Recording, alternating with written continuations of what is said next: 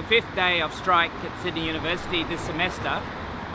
There is a bargaining period going on between the staff and the management, but there has been strong support from students at all the strikes, at all the pickets that have been held of late. Typically, early in the morning, at one or two of the picket lines, the police try to make a move and push aside and to let some traffic through. But we've just witnessed a case of a rubbish truck being seen away. At the last picket line, last strike, a couple of weeks ago, it got quite rough on a couple of picket lines and there were some injuries.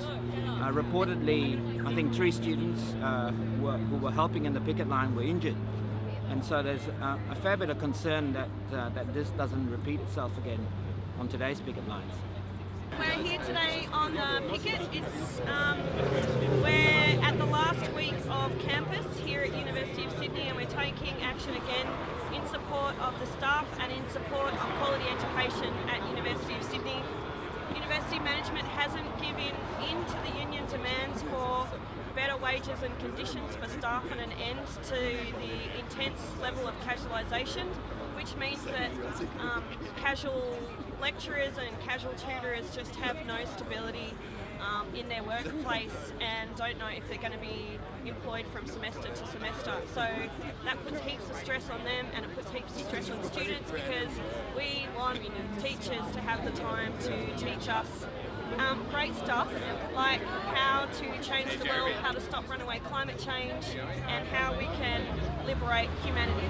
So we're here in support of staff. It's Marco. I'm first year studying Bachelor of Science. Recently the government passed through legislation in the budget to cut $2.8 billion from university funding. This is to fund the Gonski. So they're taking money from education to fund education, which is counterintuitive.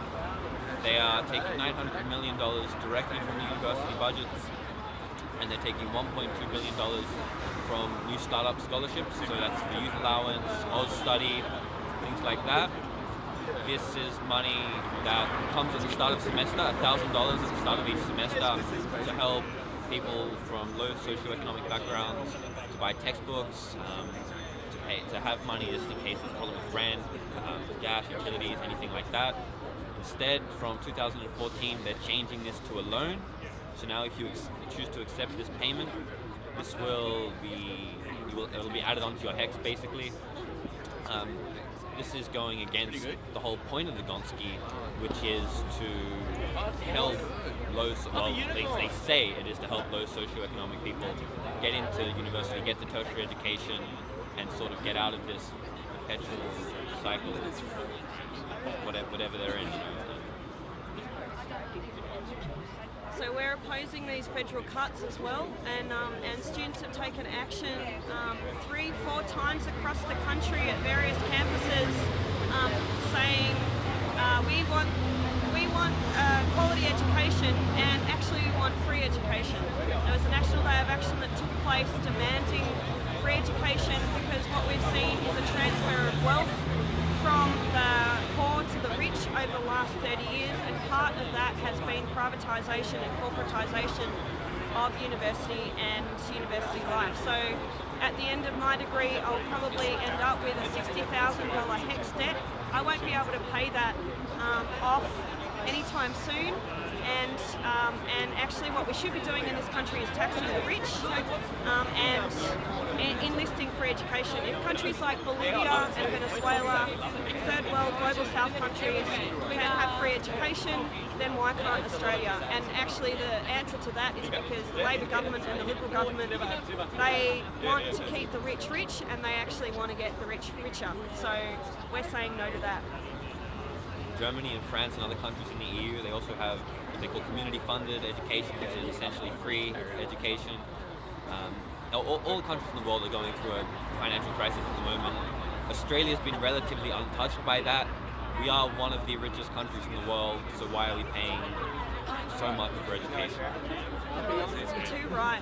And so we're really happy to be here at the strike today, because we think students and staff united can defeat the federal government's attacks. In an active sense, we can defeat these federal government's attacks. And if you look at the Occupy movements of a year, 2 years ago, and if you look at the student movement and the youth movement now in Turkey, and you look at the Latin American uprisings, we've had some victories, and we can have some victories here in Australia. If we fight, we're going to win. Around the same time as the $2.8 billion cuts were announced, there was also a proposal to spend $3 billion on drones. These are unmanned robotic aircraft, some designed with military capabilities, so missiles. I don't know why we need them. They say we need them to control our borders, but I mean, that's all bullshit, right? Yeah. Refugees fleeing countries where we've created the problems. Yeah. So we can cut military spending, which is $68 billion a day. We can tax the rich. Corporate tax rate has gone down from 49% in the Fraser era to 28% today. We can tax the rich. We can stop subsidising coal companies. We can stop subsidising the auto industry, which is sacking workers and not employing anymore, but asking for more handouts from the Gillard government, the Labor government. We can do all of these things, and we can have free education that helps solve the social and environmental crises of the day. What the lack of government funding in universities is causing an increase in private funding. So we're seeing the rise of the corporate university. We're seeing mining companies invest in universities. We're seeing military companies invest in universities. The United States Study Center at Sydney Uni is partnered or funded by Raytheon, which is a weapons manufacturer. Yeah.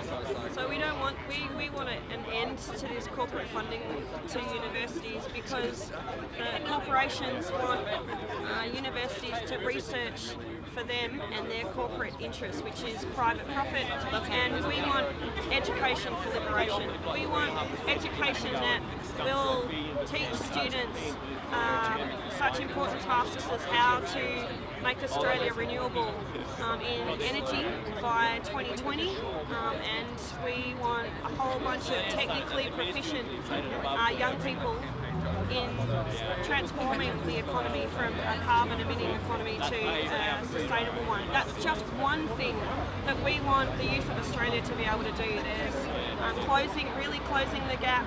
There's assisting refugees, there's building public housing and reducing homelessness. All of these things young people could do if the universities are geared to training and skilling university students to do this. At the moment, the universities are training a whole bunch of students to make more money for corporations who are destroying the planet, and what the mining companies do is they infiltrated the universities, so to speak, and they're changing the research goals. So instead of researching renewables like solar, wind, and who knows what else we could find, it's to make cleaner coal, so just slightly reduce the output instead of innovating new ways to solve these problems. So we're part of the solution here. We are at the forefront at Sydney University. The NTEU is at the forefront of this battle to get university management to stop acting like bosses. Spencer's on $1 million at least a year. He's the Vice Chancellor here. He's just given himself a $155,000 pay increase bonus. This is after the admin attempted to sack over 300 staff last year, and a big campaign stopped that in its tracks, that attempt in its tracks. But this university boss has to be stopped. So we're at the forefront nationally. We know that other universities, other staff and students are looking at this campaign. We're in for the long haul.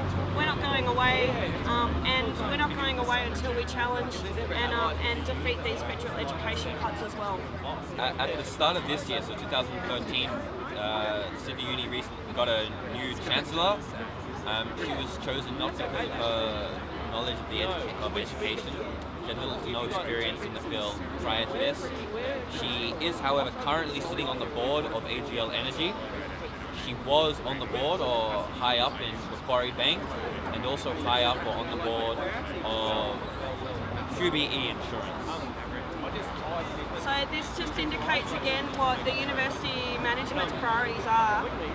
They're not about learning and educating, they're about installing corporate interests in this university, and we're going to stop that. I'm an NTEU member from the University of Western Sydney, and here today to stand with my comrades from Sydney Uni because we're actually going into negotiations at the moment. We've been in negotiations for a year and it's not going too well, so I think we might be the next cab off the rank in terms of industrial action.